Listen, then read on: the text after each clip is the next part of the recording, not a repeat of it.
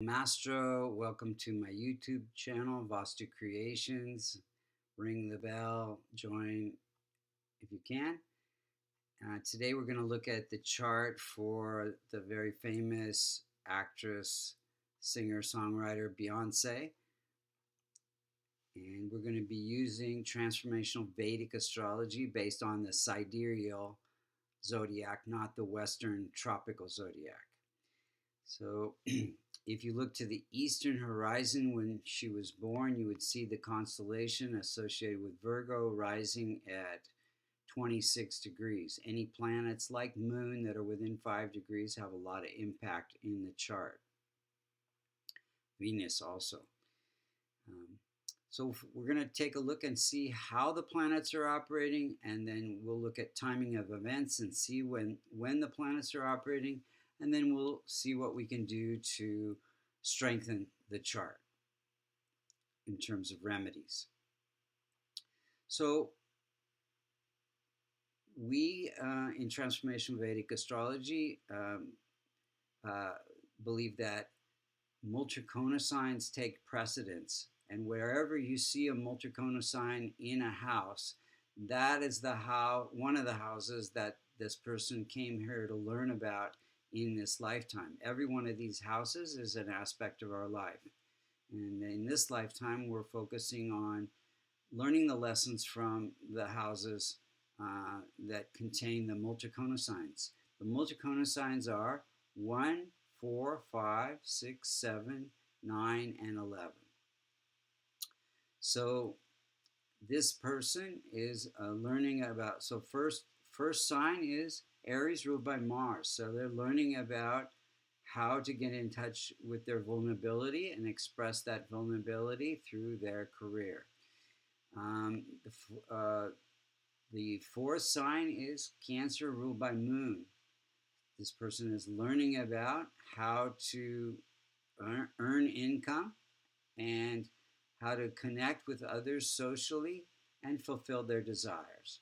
And this person is learning in the 12th house with Leo ruled by Sun there, how to grow spiritually through letting go of attachments.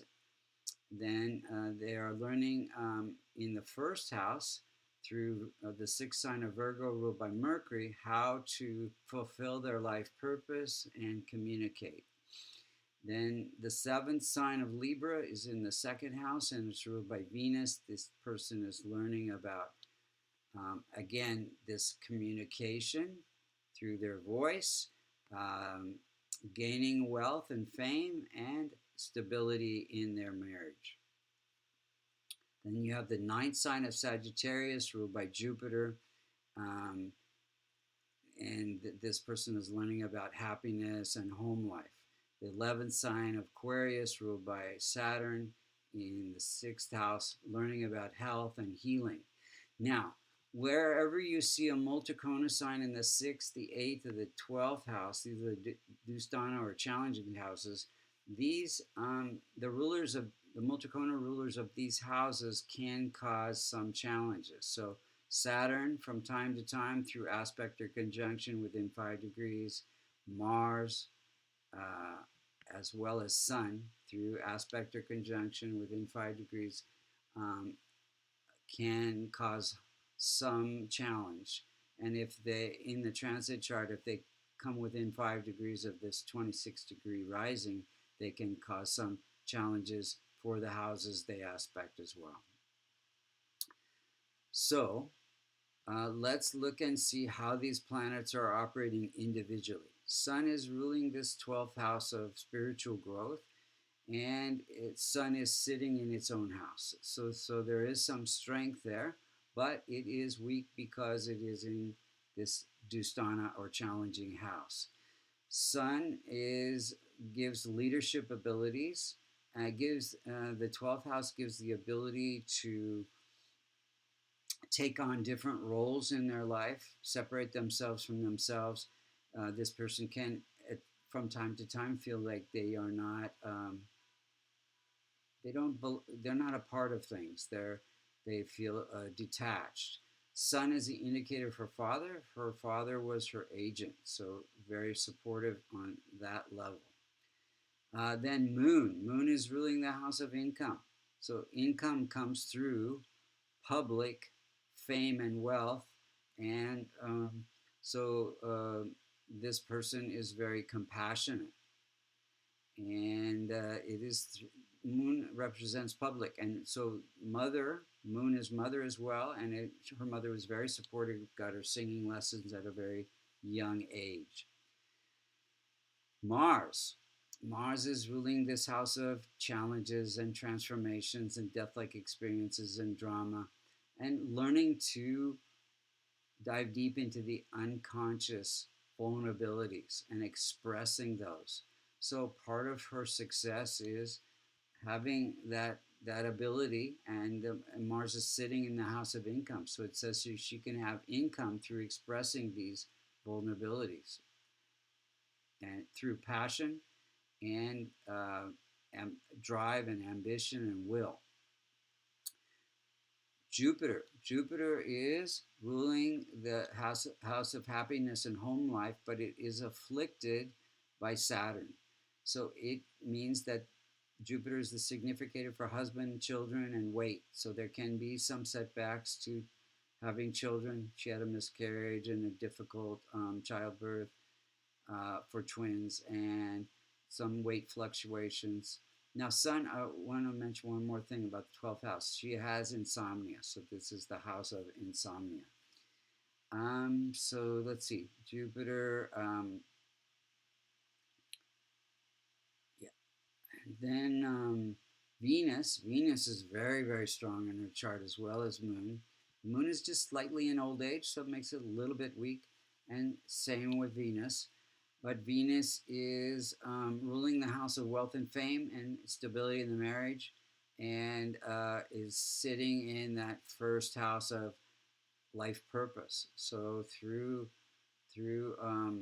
and Venus itself is beauty, especially when it's in the first house. Beautiful face, and ability to first house of life purpose connected to Venus, which is performing arts, and as well as she has a clothing line or fashion line, and she is very much of a feminist. All of these connect to her life purpose.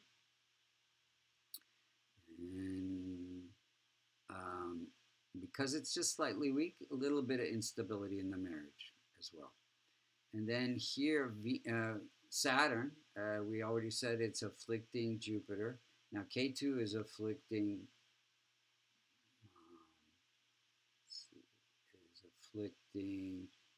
Mercury just a little bit. So it gives a spiritual connection to her communications, her songwriting as well.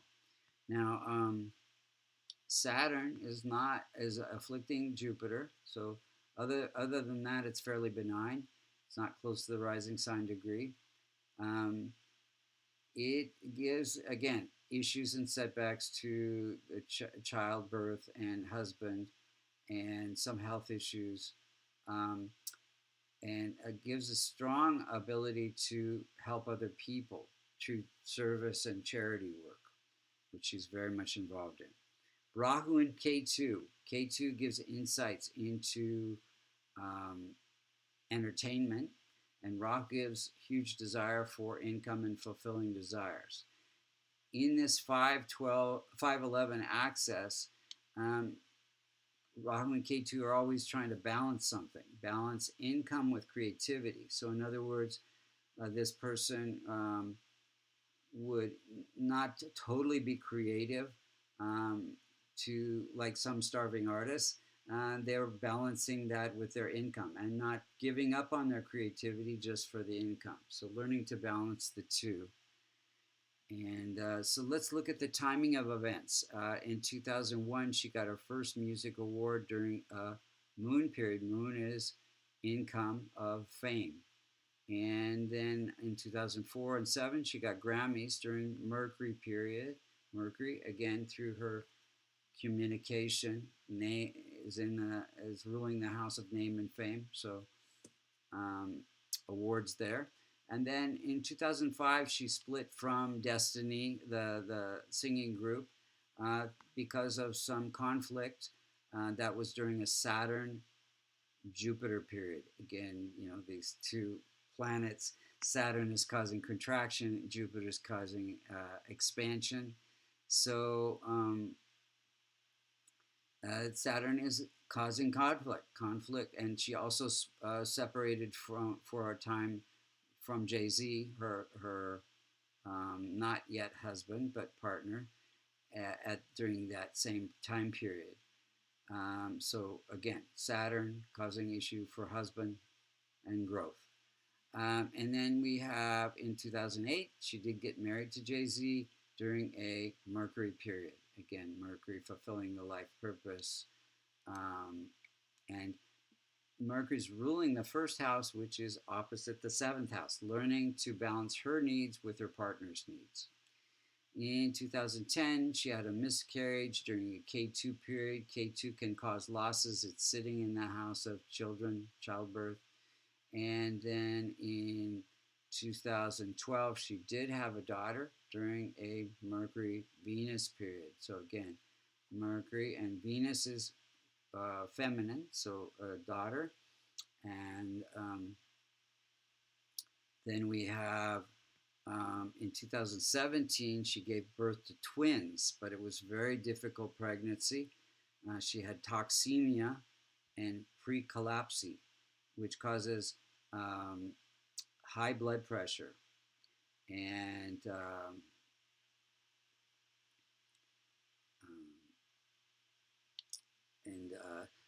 so what happened was, if you look at this circular chart, the outer circle is where the planets were on that particular day, the transiting planets. The inner circle is just like this rectangular chart. It's the birth chart where the planets were when she was born. So it's interesting, you can see the connection. So Saturn, natal Saturn and Jupiter are, Saturn's afflicting that natal Jupiter, as well as the transiting Jupiter, and they're all right on top of each other there. So again, causing difficulty, setback, delay, difficulties with the childbirth and the health, which is Saturn's ruling the house of health and healing and setbacks.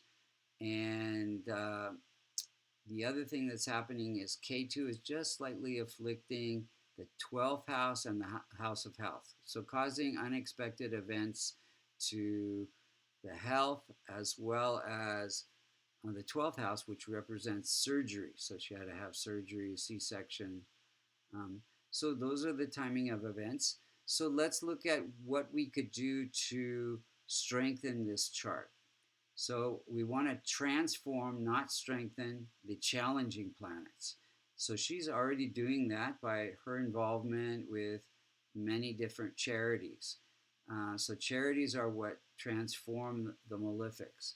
So Mars is all about buildings. She's has charity for buildings for less fortunate people who were in hurricane issue. She's donating to Black Lives Matter and many social causes as well.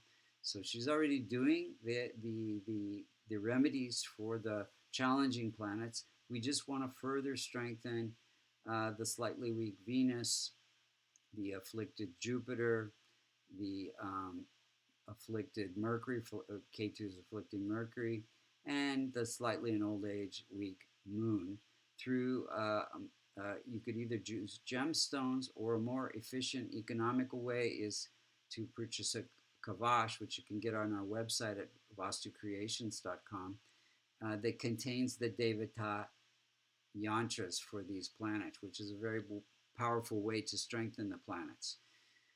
So if you're interested in getting a Vedic astrology reading or learning transformational Vedic astrology, as you can see, it's quite accurate. You can go to www.vastucreations.com under courses or services to get a reading. And thank you so much for listening. Hope you enjoyed this.